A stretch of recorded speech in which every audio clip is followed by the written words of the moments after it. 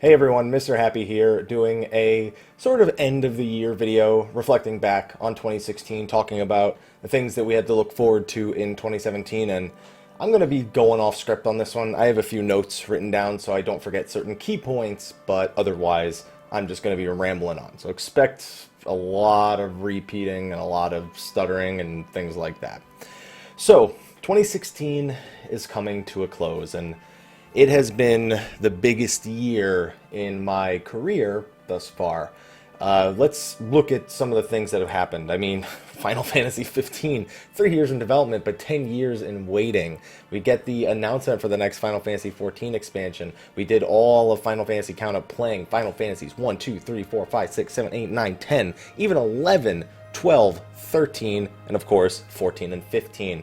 It has been a crazy year in terms of partnerships and sponsorships. We're partnered and now sponsored by SteelSeries.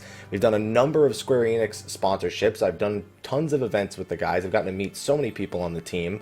That includes Twitch. Twitch has released a whole bunch of new features like cheering and Twitch Prime, where you link your Twitch account to Amazon Prime. That led to a huge surge in sub numbers.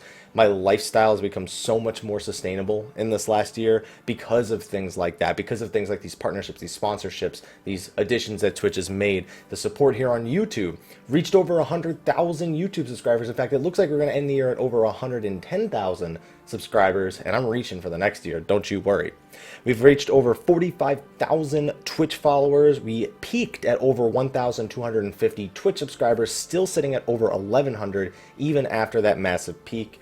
It's just been a phenomenal year. I don't even know where to begin with all that stuff. There's just tons of things I've missed. I can't even remember it all. I moved out to California, moved to Los Angeles, then 3 months later moved to San Diego, signed my first lease, and it's been a roller coaster of emotions. And I wouldn't be here without Mel. I wouldn't be here without all of you who watch my YouTube videos, those of you who watch me on Twitch. I wouldn't have all this. So as much as I would like to think that some of these are my accomplishments, they're really not. They're a credit to the people around me who have supported my dream and my idea and my choice in going through with this sort of lifestyle that I chosen to live, where I make YouTube videos for a living. I dreamed about that when I was in high school, like 10 years ago.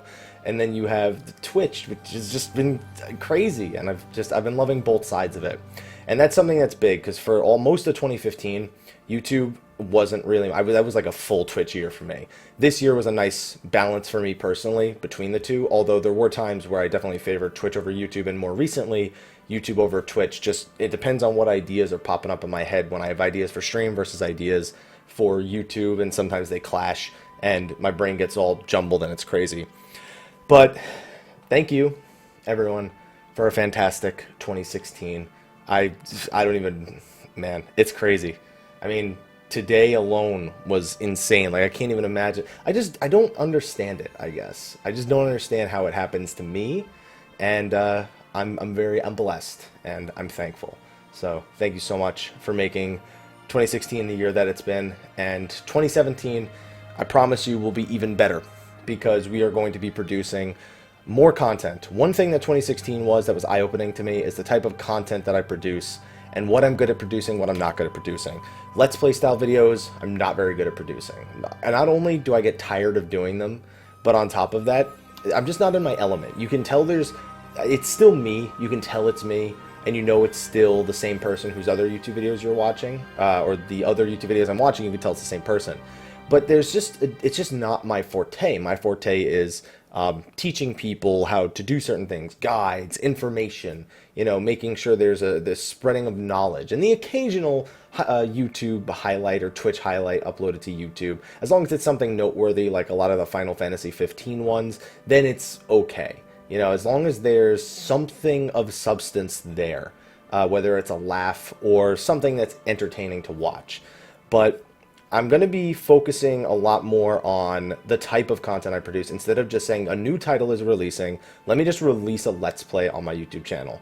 It just doesn't work, especially because I'm trying to be spoiler free in a lot of my YouTube titles for Let's Plays when a game is brand new. And when people search for a video on YouTube, it's those vague titles that I'm doing to meet the demand of my current YouTube following who doesn't want to be spoiled is so difficult to maintain, because I just want to say this is what's in the video, but I can't do it without spoiling. So 2017, what's going to happen? What's going to be different? So first of all, just some numerical goals. 65,000 followers on Twitch. I went for 45,000 last year. We shattered that. We're at 47,000 right now. 200,000 YouTube subscribers. 2015, I believe I started with somewhere in the vicinity of 60,000 YouTube subscribers. And I am now at 110,000. Now, if you look at that, it seems kind of silly to want to go to 200,000. However, with the game plan that I have and the current growth projections that I have, I think 200,000 is a feasible goal. Besides, YouTube's algorithms start changing up once you hit over 100,000. The way that your videos are processed and put out there as recommended definitely changes up when your subscriber count hits 6 digits. So 200,000 YouTube subscribers, I think I can do, and we'll go over why here in a minute. 1,500 Twitch subscribers. Now, I at least want to peak at that, and that's, I feel feasible, because we all know that Twitch is always working on new things to get people to use their platform, to monetize their platform. And with Twitch Prime getting us to a consistent 1,100 at this point, anywhere between 1,000 and 1,100. Right now we're over 1,100, and we peaked at 1,250 plus. I think that it's a reasonable thing that within a year I'll be able to achieve that, even if it's just for a peak. I think that's something that I can totally make happen. Also, Extra Life. I still have, this is the only goal I just keep failing year after year. Raising $10,000 for Extra Life. It keeps capping out at like 6,000-ish. Even though I kind of try to talk about it year round, so maybe people like put some money aside if they have it, but we still have not broken that goal, and I'm still keeping that goal. That goal's not going anywhere. 2017, raise $10,000 for Extra Life. I may just have to do more than one Extra Life thing throughout the year. As much as I love doing that, like having that one event towards the end of the year where we do it all at once, I might need to break it up, although I'd like to use the other time for other charities. Overall, we raised way over $10,000 for charity this year. But that Extra Life goal is just because I've said it year after year, I gotta beat it this year. Even if it means putting a lot more of my money into it, although I always put a pretty fair chunk of dough into Extra Life every year because of the way that I do the subs for charity and the tips for charity and things like that. Now the big thing for 2017 is coverage. 2014 going into 2015, I said I wanted to cover more games, but I went in without a plan, and my general idea was to post Let's Plays of the games that I wanted to try. That's how I learned that doing Let's Play videos on my channel, generally not a good idea.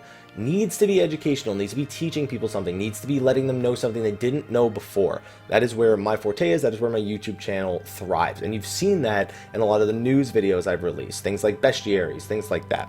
So, what do we have to cover in 2017? Well, I've made a list and there are things missing from it. We have the 30th anniversary of Final Fantasy, which may include Final Fantasy VII Remake, Episode 1, the Final Fantasy XIV expansion, Stormblood, all the patches, because we will definitely have patch 4.1, and close to 4.2 even before the year is out. We have Final Fantasy XV's free DLCs, news, updates, the paid DLCs, gameplay, guides, everything regarding those. We have, of course, Zodiac Age, which even though Final Fantasy XII is an older game, I feel like Zodiac Age is going to be a first time for a lot of people jumping into Final Fantasy XII.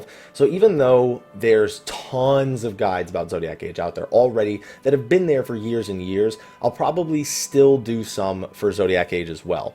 The Kingdom Hearts franchise, 2.8 releases in January. We have 1.5, 2.5 Remix in March. I do plan to do videos on those, and I don't want them to be strict Let's Plays, although people have requested Let's Plays of the Kingdom Hearts series in the past. I mean, heck, on YouTube, I started off as Xehanort1227. It's still technically the name of my YouTube channel. If you go to www.youtube.com/Xehanort1227, it'll take you here.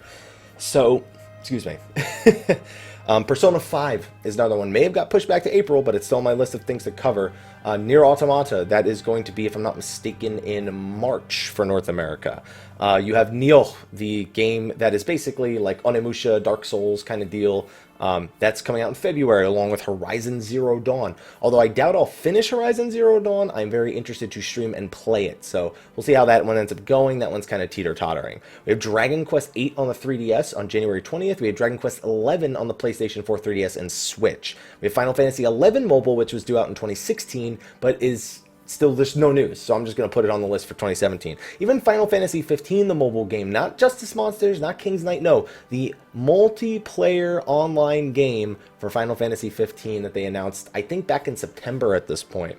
And then we have Nintendo Switch itself, a new console is launching. My coverage on that is 50-50 currently, just because we don't know how it's going to do, we don't know, how Nintendo's policies are going to affect the YouTube content there.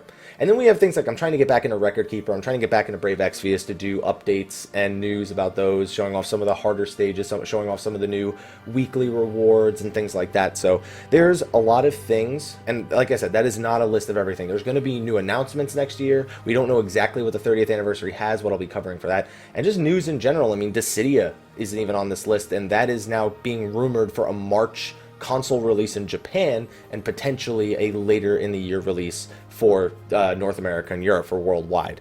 So there's just so many things. And I want to be doing guides. I want to be doing news. I want to be doing everything imaginable. And that's still a continuation of the Bestiary series. That's more Final Fantasy 14 guides. That's more Final Fantasy 15 guides. I feel in my element. I feel like 2017 is going to be a year for me. I feel like the end of 2016 sort of jump-started me a little bit when I was feeling a little, what's the word I'm looking for, stale. And I want to carry that into 2017 big time. So hopefully you guys will stick around for 2017. Hopefully you'll continue to enjoy the channel. Hopefully you'll continue to enjoy Twitch.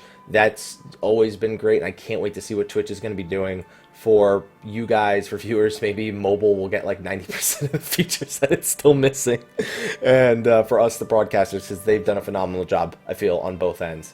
So there's so many more things I could say. That's not all I've got in store for 2017, but off the top of my head, and without making this video go on for literally an hour, which some of you might be expecting because it's me, I wanted to let you guys in on the thought process, let you guys in on how good of a year it's been for me, and fingers crossed, I'm going to do my best to make sure that 2017 is the year of Mr. Happy. Put it in your Chinese calendars, ladies and gentlemen.